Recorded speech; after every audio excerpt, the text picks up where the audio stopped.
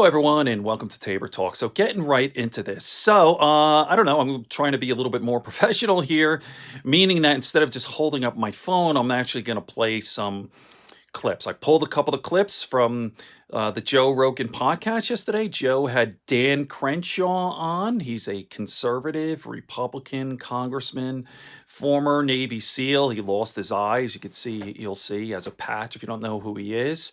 Really great podcast. I believe Joe has over 1 million views on YouTube already. It was just it's just on yesterday.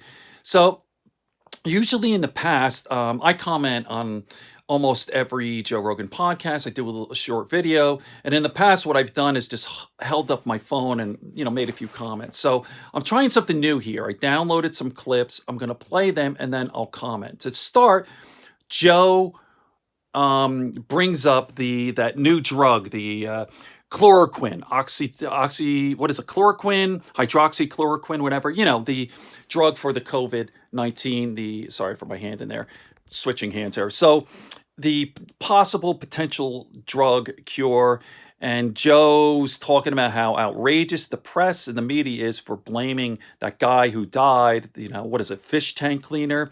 And the press is blaming Trump for this. That's not exactly what happened, but that's fair.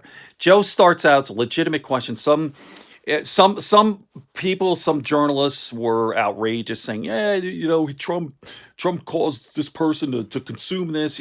That's preposterous. But what I do want to get into is Dan Crenshaw's response. Now, he talks a little bit about the press, like what role does the press have to play? How do they identify? They identify themselves as what? As an adversary? Now, this is not exactly true, and I'm going to play the clip and I'll talk afterwards.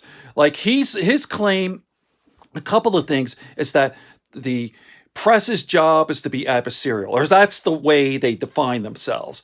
And I'm saying, Dan, that's not true. The press is there for the people, to keep powerful people in line. Now, are they adversarial? Absolutely, 100%. That's a positive, good thing. Now, he's wrong here again, where he's stating that the press is harder on conservatives. That's absolutely not correct.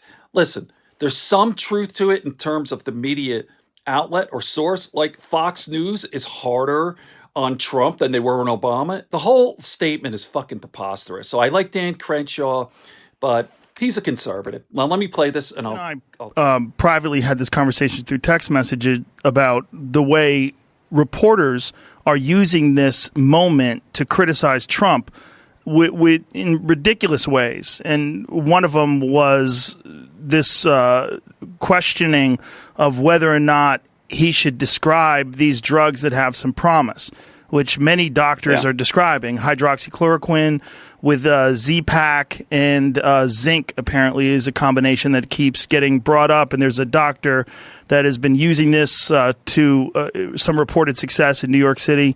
But what drives me crazy is that these are rare opportunities that someone has to talk to the president, and they're using it to chastise him for bringing up drugs that do show promise and hope. He's not telling people to go take it. He's not advocating it. He's not pretending that he's some sort of a medical professional. He's just talking about some things that show promise in the medical community. What is your take on all this? Because this is it's a weird situation that he finds himself in with the press. This very strange and antagonistic position. Yeah, the press needs to figure out who they want to be. And it's actually like chapter 2 in my book. It's called "Who is Your Hero?" And that conversation is about who we think we should be. Like, what kind of people do we think we should be? What does it mean to be a good American, a good citizen? The press believes it is their duty to only be adversarial to politicians, mostly conservative politicians. They don't treat Democrats the same way. And that is their job. Okay, I wish they would treat all politicians the same. And to an extent, that is their job, to be adversarial, to question what is coming out of government. But I would argue that their main purpose is to simply educate the public with full sets of facts, full context, full understanding of what's going on. I think on that point they're utterly failing, to a huge extent. I think they've been failing for a long time, but in a time of crisis where it's so important that they actually do that more important thing of informing the public, they're really failing. And they completely waste time. I mean, how many reporters actually get access to the president? I bet there's hundreds of thousands of reporters out there, good ones, who would love to be able to be in that press briefing room and actually ask legitimate questions that would inform the American public, but they don't. They play these gotcha games. You know, the last question's like, what do you want to say to people who are upset with you right now? It's like, what? How is that a good question? And how is that news? Right in the middle of a pandemic. I mean, it's so utterly absurd and unnecessary. I actually have a whole list of questions. I won't read them all, but they're a complete waste of time, and I think they're failing us miserably. And then there's the opportunism that occurs. Like, listen, if you're writing an op-ed, if you're a journalist writing an op-ed, let's say an opinion journalist especially, I fully understand why you might write in your report, okay, the president said this today, but 3 weeks ago they said this, so there's been a change. That's fine. That makes total sense. That provides context to the reader. Even it might be biased and that whatever, but to only do that indirect questioning with the president just to try and play this gotcha game, it's not helpful.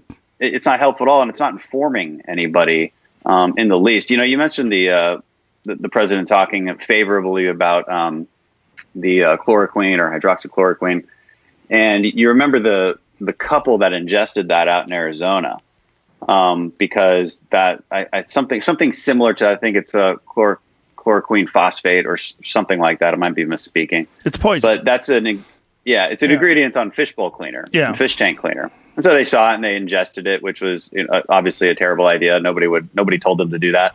And then the media, instead of saying, "Wow, this is a shame that they did this," they blame the president.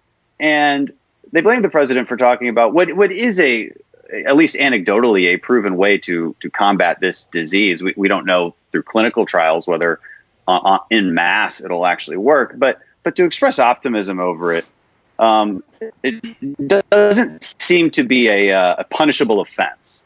But the outrage mob was fully invested in this kind of outrage reasoning to tear down the president over this, and it just feels so unnecessary. I mean, that's right. That's why I wrote this book. The book is about outrage culture, in this sort of weird new cultural need to just go after each other. There you go. I was actually going to do a few more clips, but I'd like to actually just keep these YouTube videos short.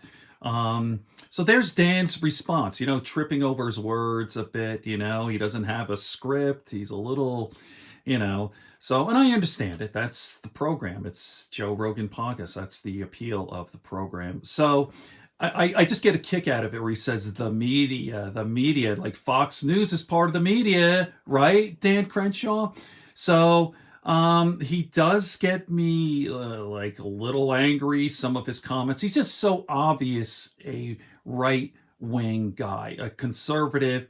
And what gets a little annoying, Joe challenges him, and I'm going to play that clip in my next video, and they get into healthcare. And Joe was a tough interview, right? Some people get pissed, like, "Oh, why do you have conservatives on your show, Joe? You're a progressive liberal." Well, actually, nobody seems to know what Joe is, but Joe identifies himself as a progressive liberal, whatever. So, anyway, like Joe was comparing. Well, my next video you'll see, but Joe's comparing, like socialism, healthcare. Why can't we do something similar? Like we have a police force and fire department, and you'll see how Dan Crenshaw squirms over that one. Okay, let's throw this up and I'll be back. Michael Tabor here. Good friends, good books, and a sleepy conscience. Peace, love, and understanding.